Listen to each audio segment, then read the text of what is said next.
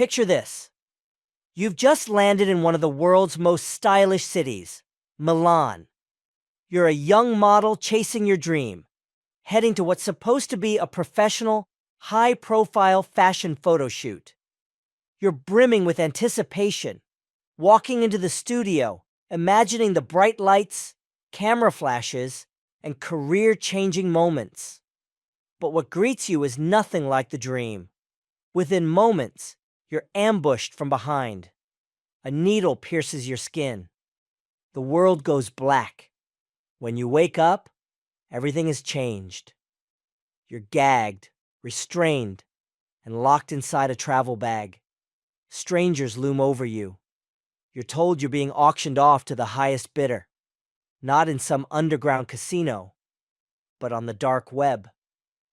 You're not a person anymore. You're a product. This isn't the plot of a dystopian film. It's the chilling reality Chloe Ayling, a British model, lived through. Her ordeal not only stunned the world, but forced a confrontation with some of the internet's darkest corners, where anonymity shields horrifying acts, and where the line between myth and reality is terrifyingly thin. Who is Chloe Ayling?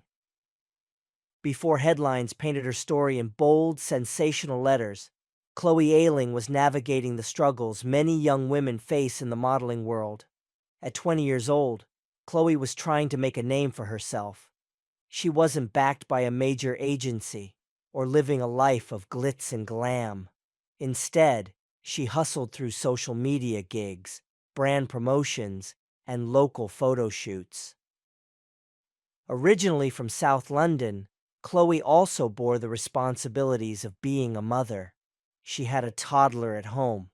That meant juggling parental duties with the demands of maintaining her figure, her schedule, and an online presence. So when a sudden offer came for a paid photo shoot in Milan, with travel and accommodation covered, it seemed like the kind of break she couldn't turn down. The contact came from someone claiming to be a legitimate agent. Emails looked professional. A contract was drawn up. Even airline tickets were provided. All the signs pointed to a genuine opportunity until it was too late to turn back. The kidnapping, July 11th, 2017. Chloe touched down in Milan with excitement bubbling inside her. She followed directions to a small studio on the city's edge. It was an unassuming building, nothing flashy, just neutral enough to pass as a real location. As she entered, everything shifted. A man appeared. He lunged. Before she could scream, she felt the cold sting of a syringe. The drug, ketamine, coursed through her veins, knocking her unconscious in seconds. When she regained consciousness, she was in total darkness. Her limbs were bound, her mouth gagged. She was crammed into a large duffel bag, the kind you'd use for sports gear. Only this one now held a human being. She could barely move. She could barely breathe. The bag rocked. She realized she was being moved inside a vehicle. Hours passed. When the bag was finally unzipped, she was in an unfamiliar room deep in rural Italy. Her nightmare had just begun. The black web auction Chloe's captor wasted no time explaining her fate. She was being listed for auction on the dark web. Buyers from across the world, criminals, traffickers, sadists, would place bids on her. Why? Because of her looks, because she was young, white, and attractive, because she had Instagram followers, because she was, as they said, marketable. Her kidnapper showed her proof, documents with her personal details, photos from her own social media, her measurements, hair color, tattoos. Next to it all, a price, 300,000 euros. The auction, she was told, would last several days. This wasn't just a case of abduction. It was the commodification of a person, facilitated by the internet's most secretive realms. And the group responsible allegedly had a name, the Black Death Group. Black Death Group, myth or menace? The Black Death Group, myth or menace? The Black Death Group has long been whispered about in dark web circles. A ghostly organization said to traffic in humans, guns, drugs, and even executions for hire. Their supposed trademarks, cryptic websites, encrypted communication, and horrific auction listings featuring kidnapped victims. To some, it was internet folklore, a terrifying urban legend. To others, it was chillingly real. Law enforcement had no definitive evidence of its existence, but stories persisted. And Chloe's captor claimed he was working for them. Whether or not the group existed didn't matter in the moment. The fear Chloe felt was real. The threat was real. And she believed she had days left before being handed over to a faceless, violent buyer who could do anything he wanted. Psychological games and twisted kindness. The man holding her was Łukasz Herba, a 30-year-old Polish national. From the beginning, he played mind games. He insisted he wasn't the mastermind, just a middleman. He said Chloe's agency had been contacted for ransom. If they paid, she might go free. If not, the auction would proceed. But soon his behavior shifted. Herba told Chloe the organization had ethical rules. They didn't sell mothers. Because she had a child, he said he was pushing for her release. Over the next few days, his demeanor changed dramatically. He cooked for her. He gave her monitored access to the internet. He took her for walks in the nearby village, always under supervision.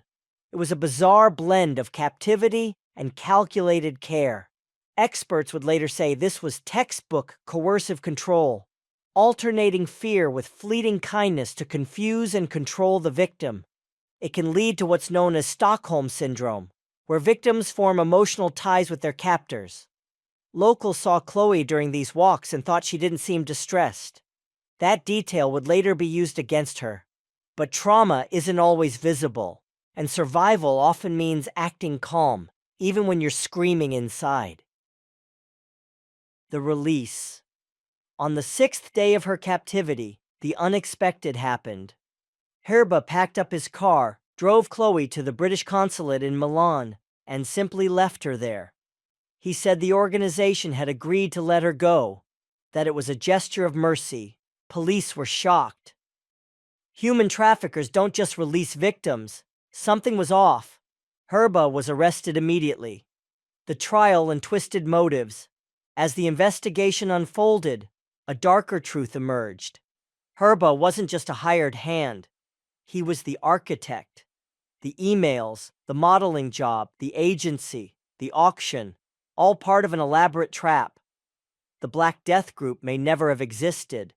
Herba may have invented them to manipulate and terrify. In court, Herba claimed the entire ordeal was a publicity stunt designed to launch Chloe's career. He said he was obsessed with her, that he wanted to make her famous, that this was his twisted gift. The trial became a media spectacle. Chloe was scrutinized, doubted, even mocked. Why didn't she escape during the walks? Why did she look composed in interviews? Why wasn't she traumatized enough? But those questions reflect society's discomfort with survivors. Trauma doesn't come with a script. Not every victim cries on cue. Some freeze. Some smile to survive. Justice served. In June 2018, Herba was convicted and sentenced to nearly 17 years in prison. His brother was later extradited and sentenced as well. The court recognized the deep psychological harm inflicted on Chloe, but justice in court didn't erase public skepticism. Online trolls called her a liar. Tabloids spun conspiracy theories. Despite overwhelming evidence, some insisted she staged the whole thing for fame. Chloe released a book, Kidnapped, recounting her harrowing ordeal. She spoke out on talk shows and documentaries. She fought to reclaim her truth. The broader lesson: internet dangers. Chloe's story isn't just about one woman's trauma, It's a warning about what anonymity enables. The dark web isn't fiction, it's real. Criminals exploit its hidden spaces to traffic drugs, weapons, and yes, people. Even if the Black Death Group was a hoax, the infrastructure to support something like it exists. Encrypted messaging, hidden marketplaces, human lives turned into listings. Herba weaponized the myth. He used our fear of the unknown to trap and terrify. He exploited the blurred lines between internet legend and real-world horror. Final thoughts. If you saw this story in a movie, you might walk away thinking it was exaggerated. But Chloe Ayling lived it. She survived it. And she was disbelieved every step of the way. Instead of asking why she didn't fight harder, we should ask how she stayed alive, how she kept her mind intact, how she managed to speak out,